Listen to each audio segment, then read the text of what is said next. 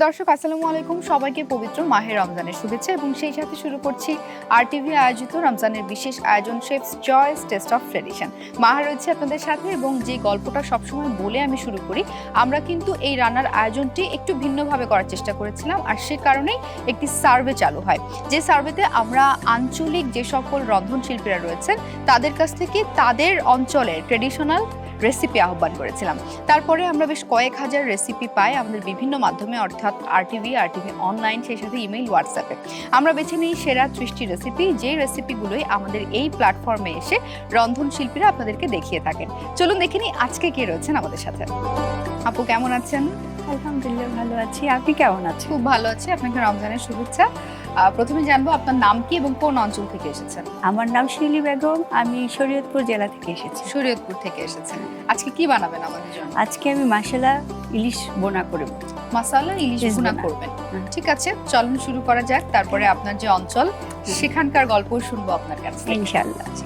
Just আমাকে একটু মরিচের গুঁড়া, মরিচের গুঁড়া লাগবে আপনার?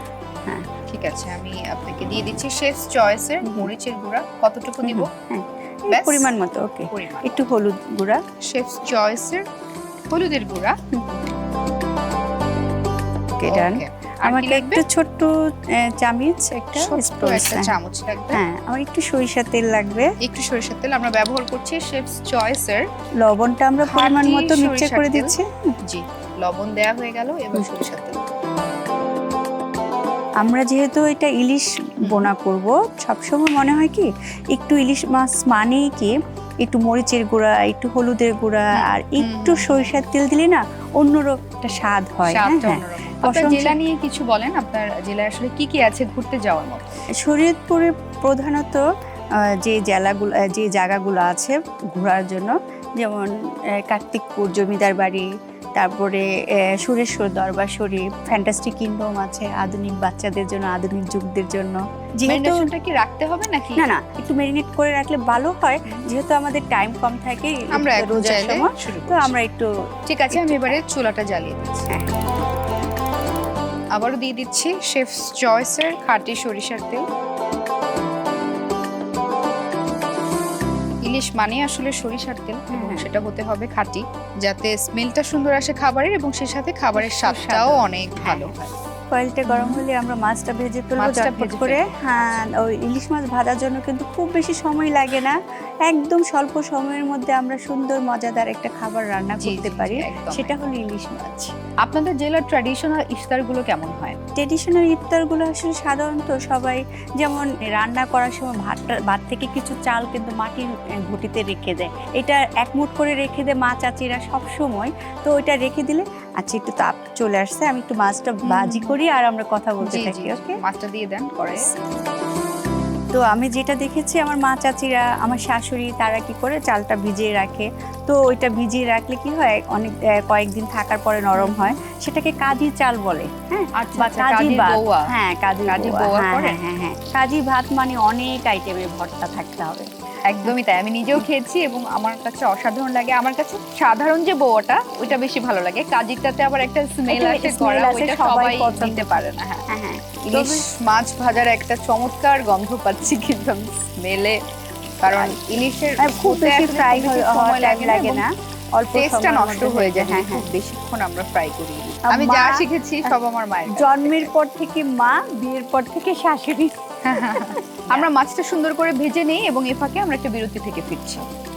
দর্শক, নিয়ে নিচ্ছি একটি ছোট্ট বিরতি। আপনারা দেখছেন আরটিভির পর্দায় রমজানের বিশেষ আয়োজন chef's choice taste of tradition.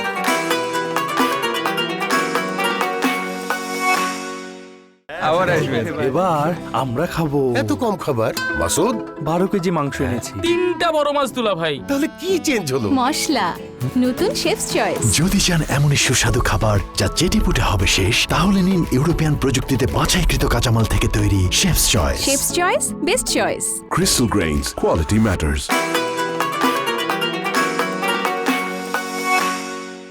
দর্শক সবাইকে আরো একবার স্বাগত জানাই বিরতির পর। আপনারা দেখছেন আরটিভির পর্দায় chef's choice taste of tradition. Maha রয়েছে সাথে এবং আমার সঙ্গে রয়েছেন শরীয়তপুরের রন্ধনশিল্পী। আমাদের মাছ ভাজা হয়ে গেছে, তাই না? হ্যাঁ, এখন আমরা ভুনা এখন করা কি করব আমরা? ভুনা শুরু হ্যাঁ করব। ভুনা শুরু মাছটা কি করব। নামিয়ে নেবেন আবার? হ্যাঁ, এই মাছটা একটু নামিয়ে নিব। হুম। আর এই অয়েলটার মধ্যে, এই তেলের মধ্যে আমি মশলাটা কষিয়ে নিব। তাহলে একটা কি হবে, সুন্দর একটা ফ্লেভার আসবে। তো আমি এখন পেঁয়াজ কুচি দিয়ে চুলাটা আবার দিচ্ছি। জ্বালিয়ে দিই, যেহেতু হয়ে গেছিলাম চুলাটা বন্ধ করে দিয়েছিলাম। আর তেল যেহেতু গরমই ছিল, হুম, হুম, হুম। দেওয়ার সাথে সাথে তাতে গরম হয়ে গিয়েছে। কুক হতে শুরু তো করবে। আমি একটু পেঁয়াজটা একটু হালকা ভেজে নিই। কি কি দিচ্ছেন এবার? এখন আমি যেটা দিচ্ছি 2 চামচ পেঁয়াজ বাটা। কারণ চামচ পেঁয়াজ বাটাটা পেঁয়াজ কেন দিই আমরা, কারণ যে কোনো ভুনাতে পেঁয়াজ বাটাটা দিলে কি হয়, গ্রেভিটা সুন্দর হয়। গ্রেভিটা অনেক সুন্দর হয়। একটু পানি দিয়ে দিই। একটু পানি দিয়ে দিব। ওকে, এখন আমরা দিব কি কি add করছেন? পরিমাণ মতো লবণ, হাফ চামচ মরিচের গুঁড়া, হাফ চামচ হাফ হলুদের গুঁড়া, চামচ মরিচের গুঁড়া। আমি আপনাকে দিয়ে দিচ্ছি শেফস চয়েসের মরিচের গুঁড়া।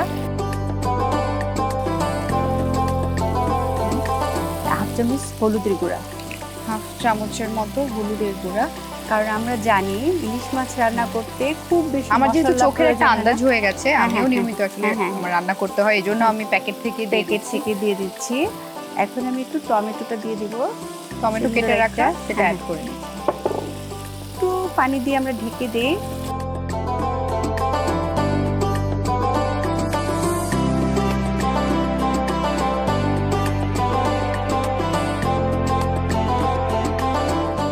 এটা আমরা 1 মিনিট মতো ঢেকে রাখবো, তাই তো?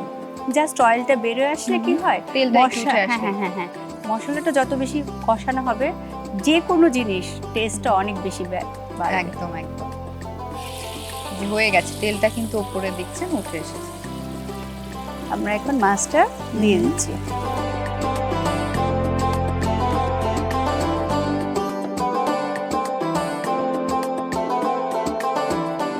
বাড়িতে যারা ইলিশ মাছ নিয়মিত রান্না করেন তারা তো দেখেছেনই। আমরা এখন কাঁচা মরিচটা দিয়ে দিব। আস্ত কাঁচামরিচ। আস্ত কাঁচা মরিচ। আস্ত কাঁচামরিচটা যে কোনো খাবারের ফ্লেভারটা চেঞ্জ করে দেয় আসলে। তো এটা আমরা 5 থেকে 6 মিনিট কুক করবো। হ্যাঁ হ্যাঁ, আচ্ছা, নিয়মিত কি রান্না বান্না করার সময় হয় আপনার নাকি? ইনশাল্লাহ অন্যান্য ট্রাই কাজে করি, ব্যস্ত? যেহেতু আমার বিউটি স্যালন আছে 25 ইয়ার্স ধরে, তো দুইটাই টাইমটা ম্যানেজ করার চেষ্টা করেন। ব্যালেন্স করে কাজ করি। আচ্ছা আচ্ছা। আচ্ছা, এটা প্রায় হয়ে গেছে, খুব সুন্দর প্রায় করে হয়ে উঠে গিয়েছে আমাদের। বলক উঠে গেছে। ধনিয়া পাতা অ্যাড করছি। ধনিয়া পাতা কুচিটা দিয়ে কালার দিব। এত সুন্দর এসেছে। আমরা কি সার্ভিং এ চলে যাব? হ্যাঁ হ্যাঁ, এখন আমরা তেলটা serving এ কিন্তু চলে উঠে যাব। গেছে এবং হ্যাঁ, ইলিশের তেলটা তো হ্যাঁ। খেতে অনেক মজা। এই যে আপনার সার্ভিং ডিশটা আমি দিয়ে দিচ্ছি।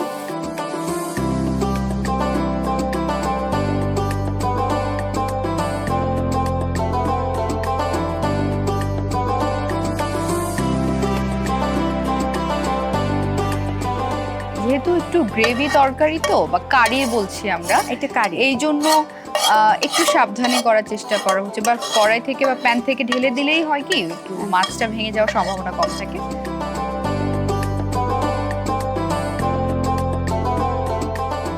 তৈরি হয়ে গেল শরীয়তপুরের ইলিশ বোনা। ইলিশ বোনা বলতেই বুঝি আমরা পদ্মার ওপারের মেয়ে। একদম একদম, খুব সুন্দর হয়েছে দেখতে, খেতেও এটা খুব ভালো হবে। ইফতার পর্যন্ত আমরা অপেক্ষা করব। অনেক ধন্যবাদ আপনাকে এত চমৎকার রেসিপির জন্য। ভালো অনেক থাকবেন। ধন্যবাদ আপু আপনাকেও। আপনার সাথে প্রোগ্রাম করলে আমাদের অনেক বেশি ভালো লাগে। Thank you. ওয়েলকাম। দর্শক, দেখতেই পেলেন কত সহজে আমরা তৈরি করে ফেললাম ইলিশ ভুনা। আপনারাও কিন্তু আমাদের রেসিপি দেখে বাসার ইফতার কিংবা সেহরির জন্য তৈরি করে ফেলতে পারেন। আগামী পর্বে আবারও দেখা হচ্ছে নতুন রেসিপি নিয়ে। সে পর্যন্ত ভালো থাকুন, সুস্থ থাকুন, আর টিভির সাথেই থাকুন।